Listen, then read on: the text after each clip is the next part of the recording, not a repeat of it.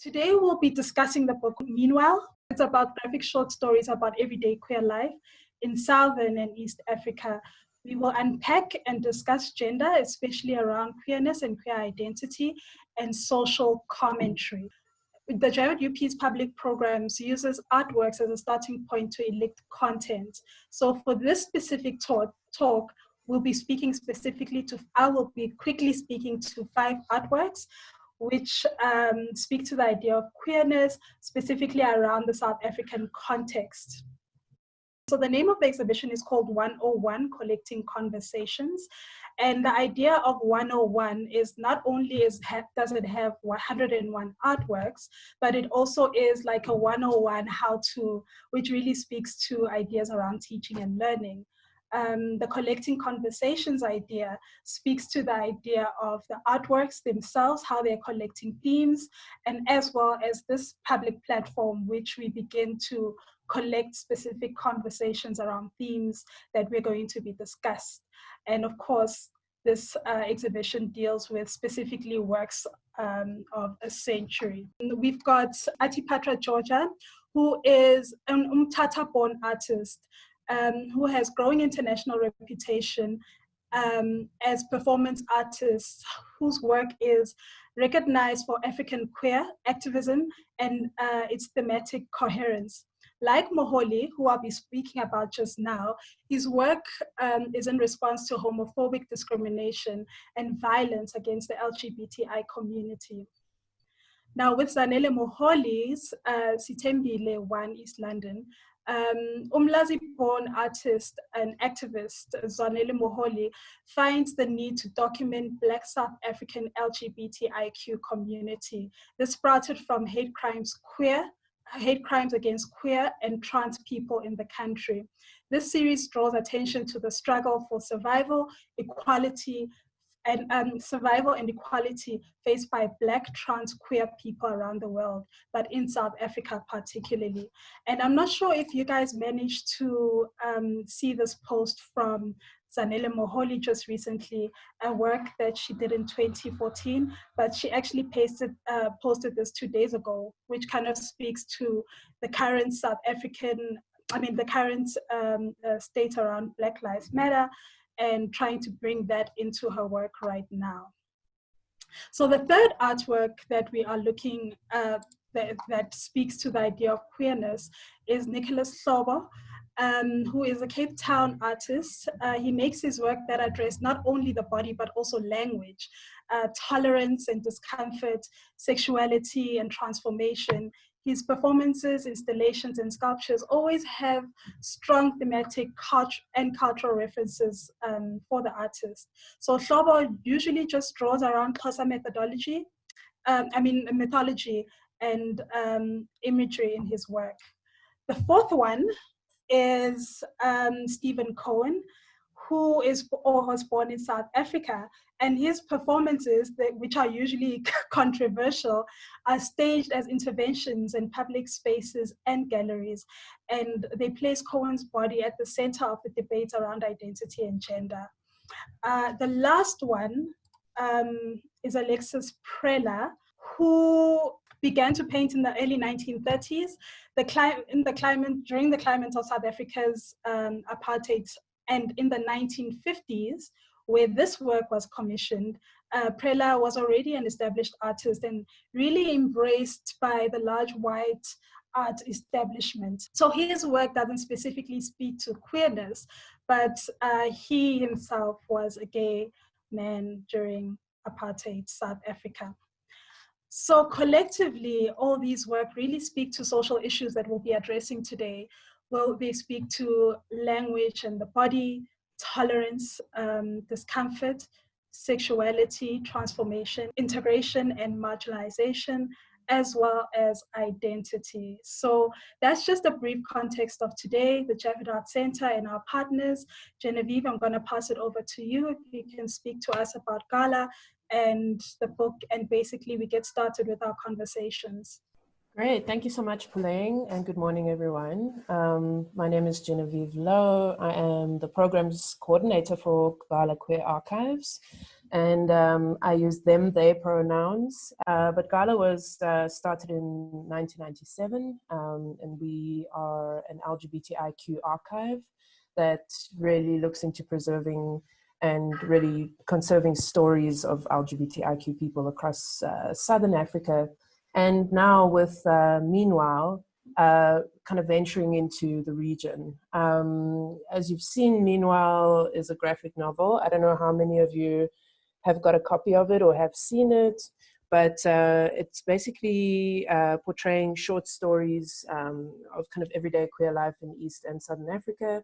And it was developed and kind of started off as a passion project, a big collaborative project across the region, working with activists, artists, poets, and of course, graphic artists who workshopped stories and really kind of portrayed them in a visual narrative way that I think is quite contemporary and unusual and quite important in terms of, representation. Basically, the contributions to the graphic novel were by 18 queer youth, Botswana, Kenya, and Zimbabwe, 2 academics, 3 artists, and a journalist. So it offers a kind of a refreshing antidote to a one-dimensional depiction of queer African identities that we often do see in literature. So Meanwhile brings together contemporary stories, affirming and disquieting stories, urban and rural stories.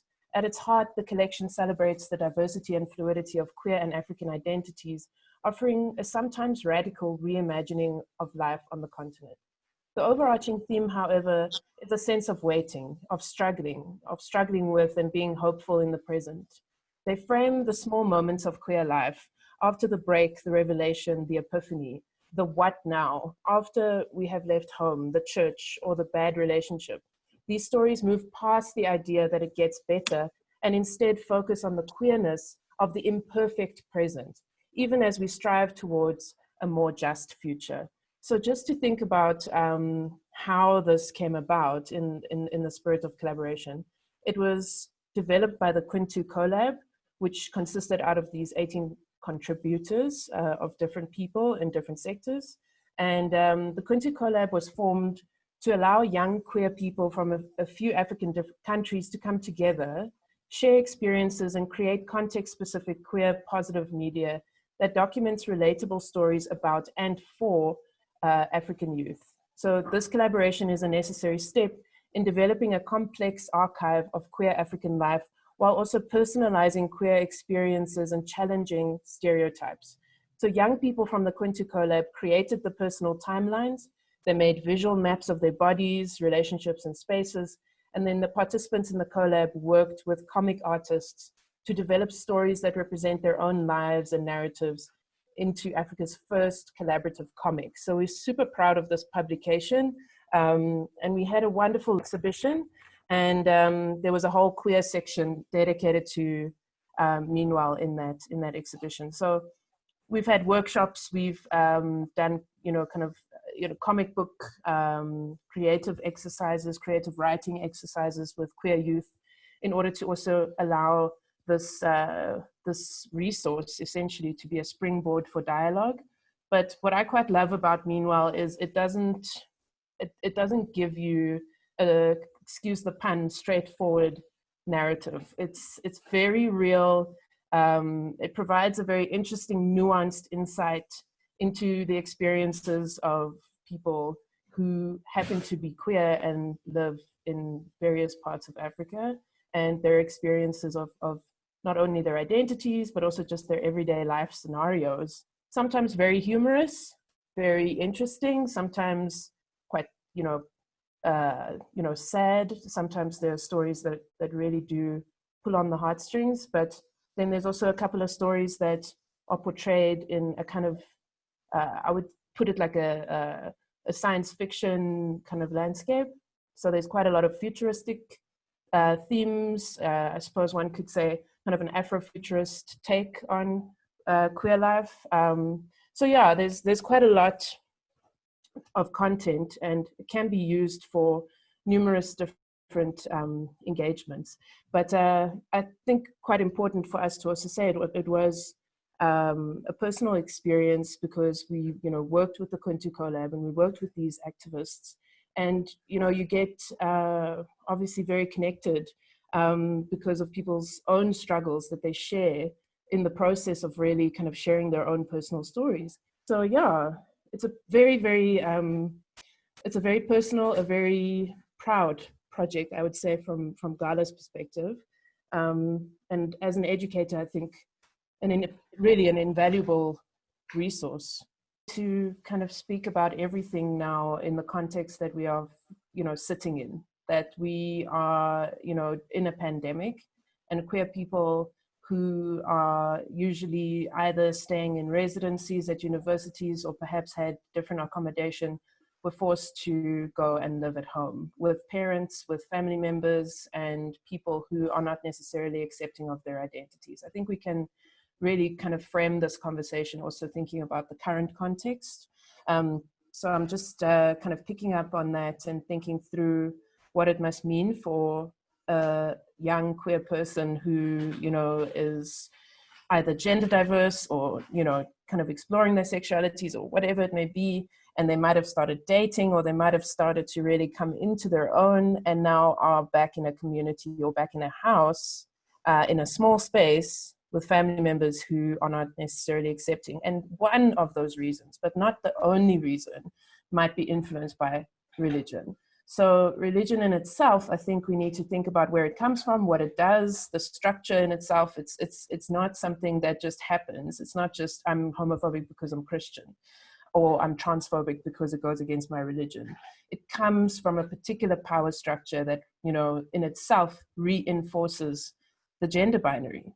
And, it's unfortunate, but that's the reality that a lot of people are facing. And there's no quick or easy answer. Just to give a real example, GALA has a youth forum, and at the moment, the youth forum has had to go online. So we've got WhatsApp forums, and we're providing support from a distance, but we've had to collaborate with other LGBTI organizations that are offering psychosocial support in order to actually provide counseling on the phone for young queer people that are experiencing discrimination at home. And a lot of the themes that are coming up in the discussions are related to religion. And it's a tough one, because myself, I wouldn't identify myself as religious, but if I'm working with people who are, I often reach out to those allies and also to those LGBTI organizations and activists that I know who are religious, that can help kind of do outreach work and have dialogues and conversations about this difficult concept. Because at the end of the day, it's easy for me to say religion is supposed to make you love everybody and treat your neighbor the way you would treat yourself, but it doesn't work that way. The most obvious image, I think, in terms of a graphic image from the book, this is one of the full page pieces, really one of the first of its kind in terms of graphic representation of queer themes and symbolism. So this image really shows somebody, who is divided into two parts.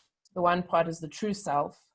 The other part is also the son who, has a father who would want him to go and work on the farm and be that son that he expects, which is the kind of, farmer and caregiver of the animals.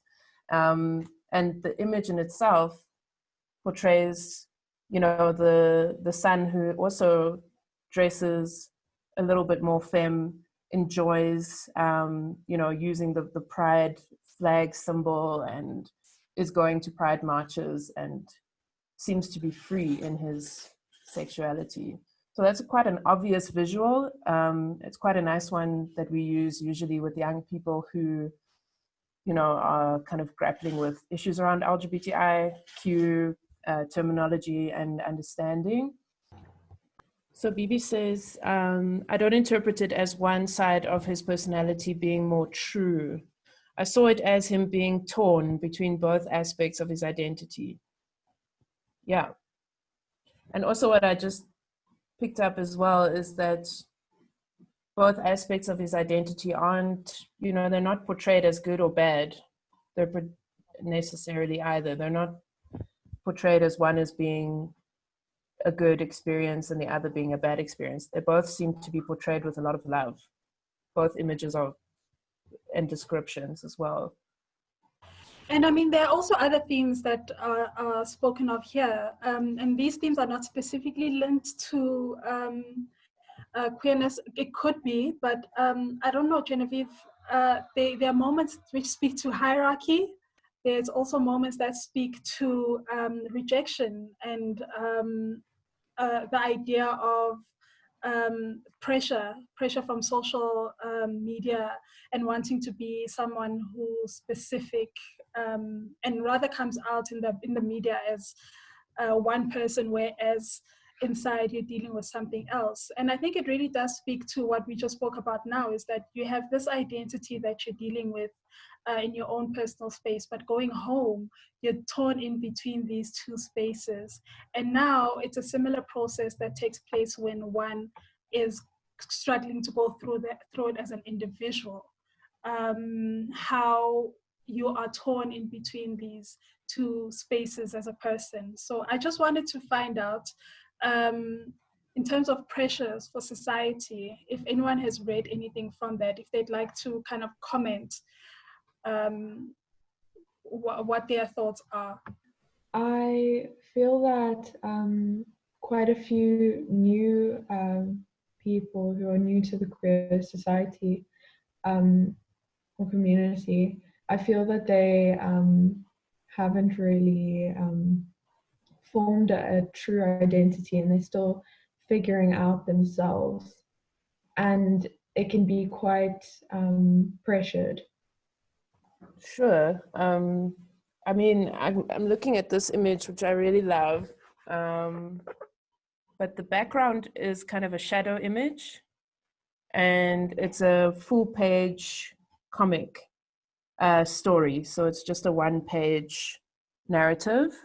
And what I really like about this is that it kind of portrays a kind of, I'm not really sure how this person identifies, but a genderqueer, maybe trans-masculine person with a shadow that looks so cool, with the leather jacket and the sunglasses and a little, like, I think it's a toothpick in their mouth, like looking super cool. And there's a kind of scene where this person goes to their, I'm guessing, girlfriend's house, and they're sitting in the kitchen, and you can clearly see that the mother in this image is not, she's not very happy about this, and it's a bit awkward. And you can feel it from the image. But then it seems to be such a familiar story to any of us who might have gone through this, similar experience. Might, be somebody who is genderqueer, you might be somebody who's transmasculine identifying, and knows what that's like, to kind of have this shadow image as well, that is the ideal that you might be picturing for yourself, and then to also know that awkward interaction with family that does inevitably happen once you start dating. But yeah, I suppose, when it comes to these things, there's no umbrella explanation for somebody's experience of their queerness. And I think that's what the comic also does. It shows a very diverse range of stories, and also the grappling with identity is happening in various different ways in these stories. There's no easy answer. And that's why I like the medium, because oftentimes when we watch films or series, I would say definitely even in the past 5 years, there's been some really nice new content, but growing up as a queer person, I often will only see stories about LGBTIQ people getting sick or dying or being subjected to violence, or not, being accepted by family. And often it's a very tragic portrayal of life. Whereas this doesn't do that. This book doesn't do that. I think it shows a lot more complexity, and also some really interesting imagination in the kind of futuristic portrayals as well of identity, which I really like. But yeah, it's a good point. I think it's different for everybody, and I would be hesitant to speak on behalf of anyone in that regard. I can speak for myself, but yeah, it's not, there's no easy answer to that. Yeah, so anyone else like to add, comment? So I have the one where Zeksta he sends his friend a text telling him that he has feelings for him. And I actually like how the friend replied, because in most cases when you don't identify as a straight person, you kind of find it hard to approach people because you're not sure whether the person is straight or identify as part of the community. So you would feel that maybe they wouldn't answer you in a right way, because sometimes some people they sort of have that thing that you are disrespecting them if you see them in that way and things like that. So I like how he replied. So the friend said he loves him, but then he says, sorry man, I'm straight. Props for finding the courage to say that to me though. Even if you gave alcohol, take care, my friend. Which was a good reply. But to pick up on that one, I think it's such a good story, because it really, again, it shows like such an interesting nuanced perspective of like queer interaction and friendship, you know, between people, one who happens to be queer and the other doesn't, but just that response. And I do think that it was so endearing. So thank you for that as well, Genevieve. I think there's also moments that the book speaks to that also speak to moments of insecurity, moments of coming out. So I'm wondering if anyone would like to maybe speak or share about that and what their thoughts are, not only relating to specifically the book, but also maybe stories that they may have known or heard of, that one can actually speak to in terms of this conversation. Sure. So I think Genevieve has kind of spoken to this already to an extent. But I think it's so beautiful that the book is in itself called Meanwhile, and especially in this moment when, you know, throughout the book we see people mediating their lives as different in these different spaces, and, you know, allowing themselves to come into themselves because of these different arenas or because of the different settings. And so it's in this moment, I think so important to think about how people's coming out, or even, I guess, coming into themselves, has been halted because of just a loss of outside space, a loss of community, or just a loss of literal you know, places outside of home. And how I think for a lot of people, this coming into themselves has become a meanwhile, has become a just halted moment. Thank you so much, Nam, for that. I didn't really think about it like that. And it's such an important and beautiful, it's actually pulling on my heartstrings now, because I know that GALA is closed at the moment. Our offices are closed. Our public library is closed. It's a space that many queer people go to. Sometimes people who literally do not have another place to actually go, because it's open to the public. So with our doors closed and with our community isolated in various different places, we are in that meanwhile moment. And what is happening in that time, and what is happening right now for all of us who are LGBTIQ identifying and find ourselves in various different situations that might be extremely challenging, or in my case, extremely comfortable, and I'm just super lucky. But yeah, I think with the way that the book also was put together, I think because I also speak from a kind of a visual arts background and a participatory arts background, it was done in such a way that it was developed over a long period of time with a lot of creative exercises like body mapping and creative writing exercises, and it just ended up being workshopped into this meanwhile word, this space. And it is quite beautiful. I love the title. I just absolutely do. I think it's so queer. There's a queering of language in itself. And I mean, also speaking around language, Genevieve and I have been hosting some workshops which really speak to the idea of how the actual spectrum and language starts to become so restrictive. Because how do you go to a rural community and tell your parents or family that I'm queer or I am bisexual? Like, there is the limitation when it comes to language, specifically with regards to this, starts to become a little bit more restricting. Sorry, Puling. I just also wanted to say, in terms of the medium, we need to also think about language in relation to the fact that we always, firstly, obviously speak English everywhere we go. So when we're doing this type of work, Puling and I often are not speaking in English.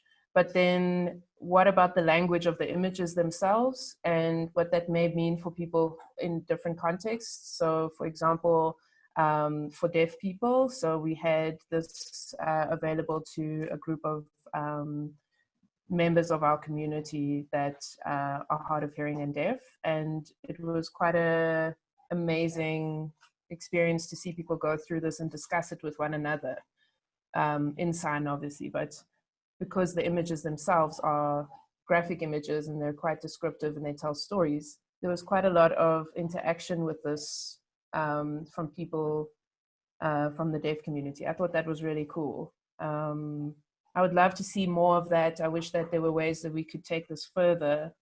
Maybe, think of it in a different platform, how Meanwhile might look in an online space. The project of Meanwhile carrying on in different ways. But yeah, the visual language, I think, of the book is very important. Genevieve, do you want to maybe speak to us about the gender bred person? So I think it's a very good tool you just brought up, Puling. So the gender bred person basically speaks to the gender and sex and sexuality spectrum. And it talks about gender, sex, sexuality in a very visual way. So the top part, which is your gender, who you are, it shows the mind. So it's your identity, the heart, sexuality, who you love, who you're attracted to. And sex, which is between the legs. Again, I will say, none of your business, what's in my pants. But it's biological in the sense where it speaks to somebody's physical characteristics, which, by the way, is not necessarily as binary as most of us might think. Because in school, you are taught in biology that a boy has a penis and a girl has a vagina, and the pictures are always looking very similar. They always look the same. And there's no real room for diversity portrayed in those kinds of images. So often we will use, the gender bred person, which I do recommend you Google. There's also the gender unicorn, which is also even better. I would recommend the unicorn is also something nice to look up. Obviously, in education, we use different tools, right, to talk about these subjects that may be a little bit uncomfortable for some. And maybe it's also because you've never been exposed, or perhaps you've not really been able to have the opportunity to even ask questions, right? So we use visual tools. Sometimes we use different forms of language to play around a little bit with gender, in order to actually kind of get people to open up their perspectives a little bit.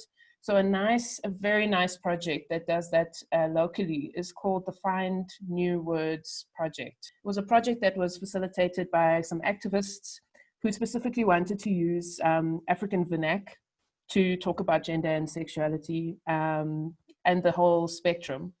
So using slang words, using words in local languages to talk about the LGBTIQ acronym. And I thought it was really creative. And it really kind of brings it into a local context. So if you're interested in language, I would recommend going to their website and taking a look at what they've actually managed to do, because they've created a glossary of words. And the glossary is fantastic. I'm just thinking about serurubele, the butterfly, which is a Setswana word. And it's used in this context to explain somebody, going from a caterpillar into a butterfly. So you can interpret that how you want to.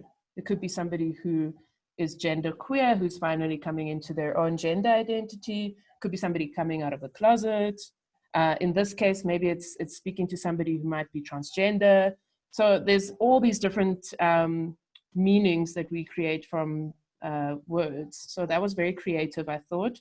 And I prefer it because the LGBTIQ acronym can be very prescriptive, and it can also be very divisive as a tool as well. Yes, it's very important, I think, to take a moment to realize that we don't speak about this, we don't speak about the LGBTIQ community. We don't speak about the stories that are portrayed in this book in a vacuum.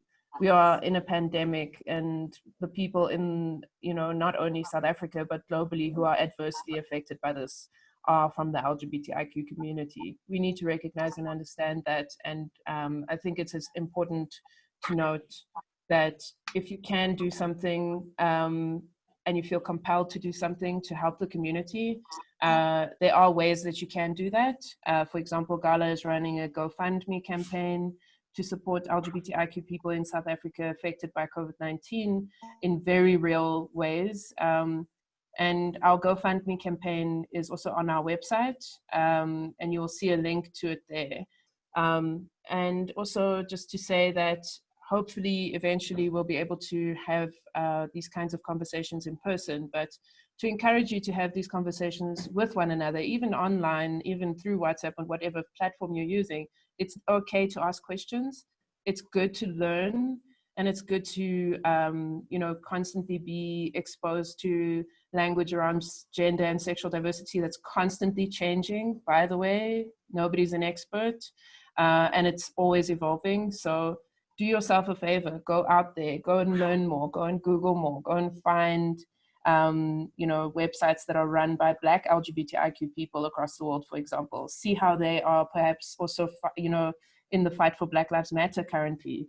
There's so much out there that you can access and that you can actually get exposed to if you make the effort. And also know that, we are a center for education. We're an archive. So if you're ever doing research on gender and sexual diversity, so for example, you're writing a paper or you're doing some research for perhaps your thesis, you can get in contact with the archivist, Linda Chernus. You'll find her details on the website as well, www.gala.co.za. And you can access a lot of the collection digitally now, which is pretty cool. And the archive is amazing. So I personally think that it's a resource that's invaluable in that kind of space when you're talking about gender and sexual diversity. Hi, everyone.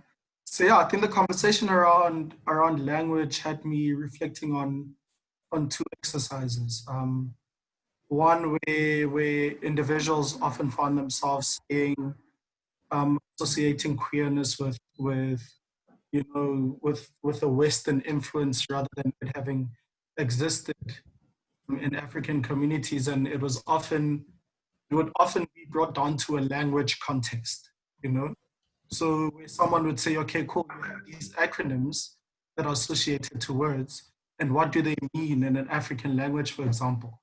Not necessarily as a tool of understanding or advocating for inclusion, but then more around, affirming the othering of the queer community. So I think when someone earlier even mentioned the aspect around something being rare for someone to be done by a queer person, and that person in response says, I'm not queer, but I love that you felt safe, to approach me. And I think that speaks about how language and space really is not, it's fluid, it's not just stagnant in the sense that whatever experiences you may have in a metro would then equally play out or work out the same way in a rural-based space. And I like an exercise where someone was sharing on this yesterday, a lecturer, because they were having a conversation about how they try to drive transformation within their class. And this lecturer is in academic literacy and had the first years do an exercise around thinking up new words or exploring new words in language that can be English or their home language that are more inclusive, for example, of people within the university space, and trying to have them do that not just as individuals but as group work, so that you not only develop a language, but you develop a form of social cohesion around inclusive words and languages that you can use within a particular space, which can be a university space or wherever that is. And I just thought about that, and when I raised my hand, I wanted to share on that it's interesting how people are creating glossaries or a form of dictionary where we are trying to, even in our language, become a whole lot more inclusive. And I mean, I'm just interested as to how far that would go, while we are still seeing some form of resistance even to the use of pronouns or not, But it's just interesting how actually people live their lives regardless of how they identify, and regardless of whether they are considered within the framework of what is the norm or not. They still fully live their lives and thrive and flourish and find spaces where, even in language, not just in acceptance or tolerance, they feel at home and feel safe and able to fully express themselves as they may desire. And I think that's lovely and that's wonderful. And if we can just create more of those spaces, I think that would just be fantastic. Yeah. Also, I love the idea that it's a comic book. I think I once mentioned this to Puleng as well. Because often when we talk about literature and trying to open up the minds of those who may be stuck, I guess, in old forms of what normality is, or old forms of what is acceptable, it's often a referral to a page, to an article, and someone has to read something extended. And I think it's quite lovely that it's in a comic book format. It's more appealing, and it's also allowing for one to take it, sit down with their younger nephew, niece, child, whatever the case may be, and have a conversation really about inclusion, about, already having their imagination thinking and painting pictures that are inclusive, because they have a frame of reference which are real stories of people lived experiences, rather than us trying to pull out fiction and trying to normalize queerness in our homes, in society, and wherever we may be. And I think I'll just stop at that. Thanks. Thank you.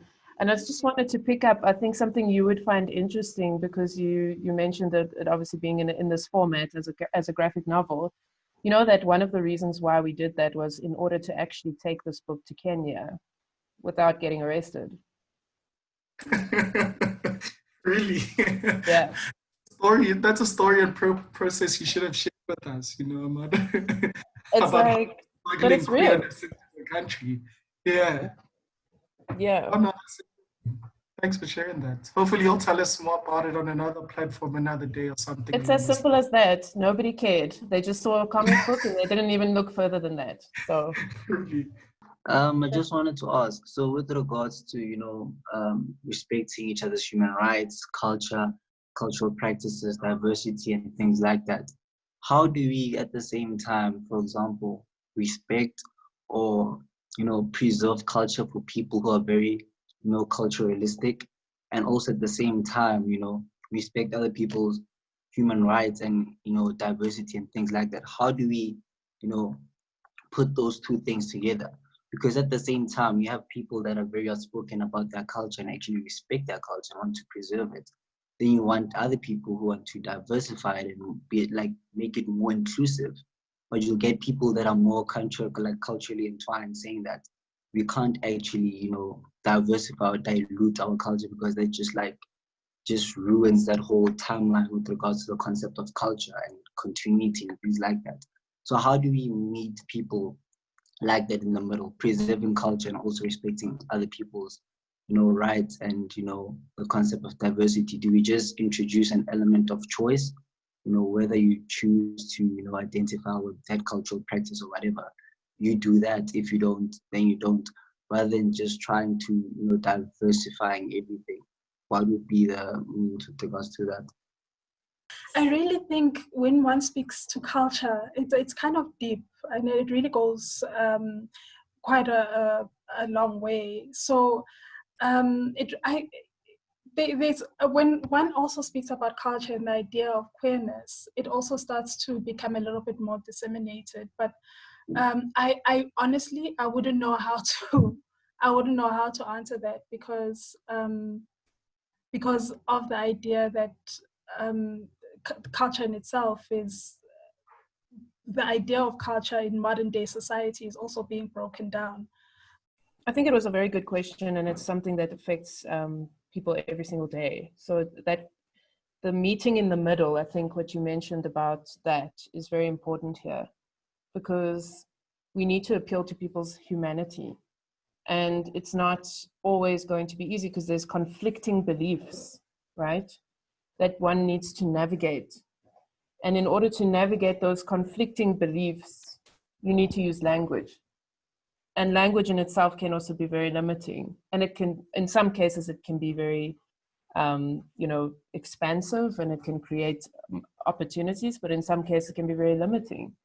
So, but also when it comes to African language specifically, like we all know that African language is, it's gender, it doesn't have a specific gender. So we always use u or uya, because we don't really say he or she unless it's specifically aimed at that. And really trying to deconstruct that, really deconstruct or reconstruct in terms of trying to come up with something that is a little bit more tangible when dealing with these things. It starts to become a hard process.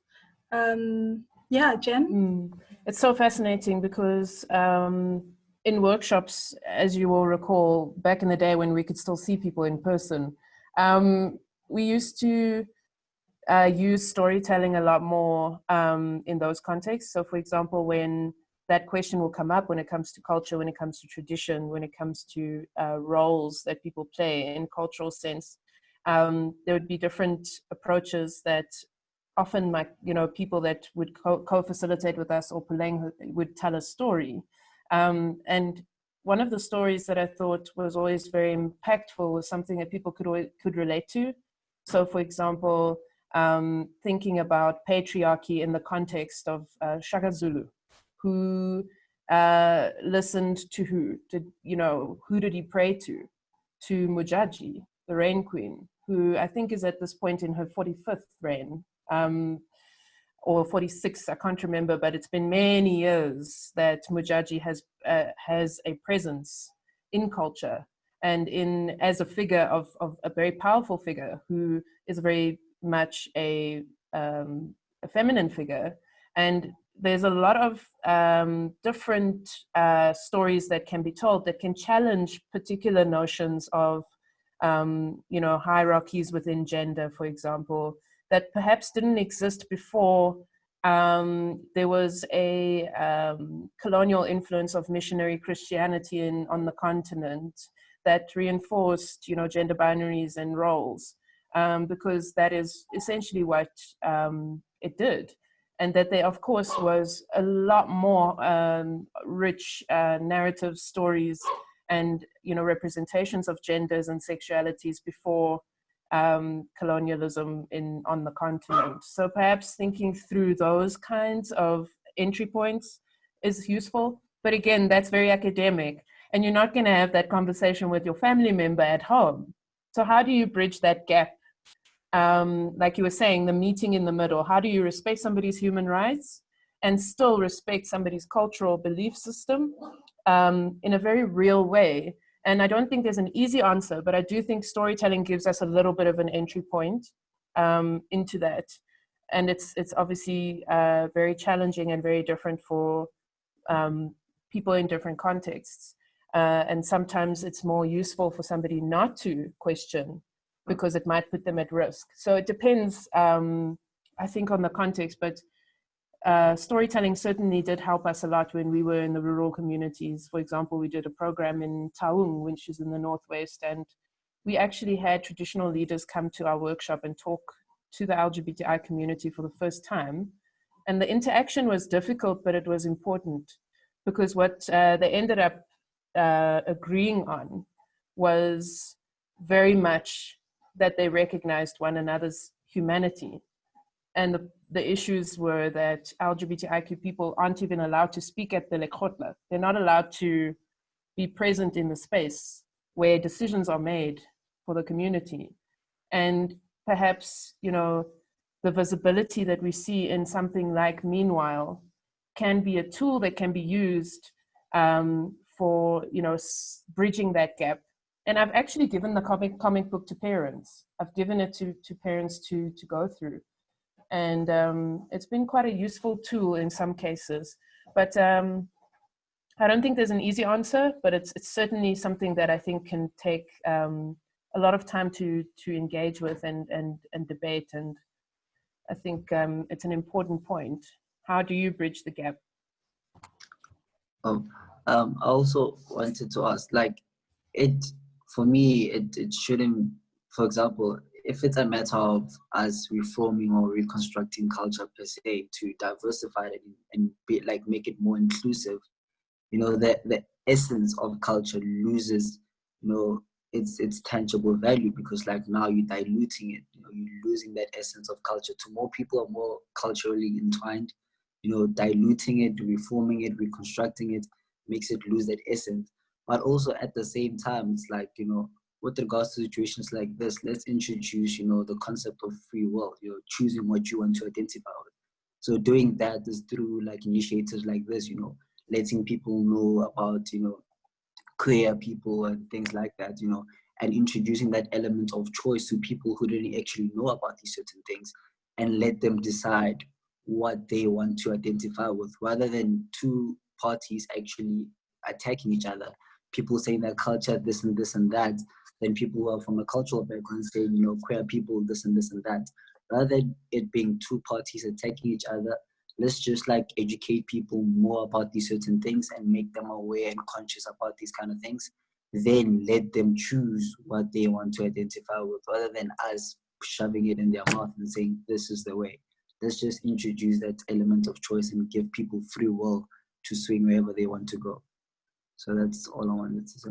Thank you so much. It's something that I often grapple with as an educator as well, just going into spaces, and often you need to be really conscious of how you relay information so that you do allow for choice. Because at the end of the day, you know, we're not out here trying to force anything down anybody's throats. And also in your case, what you're talking about specifically is really just allowing that agency. Because how can you learn if you don't have agency and choice?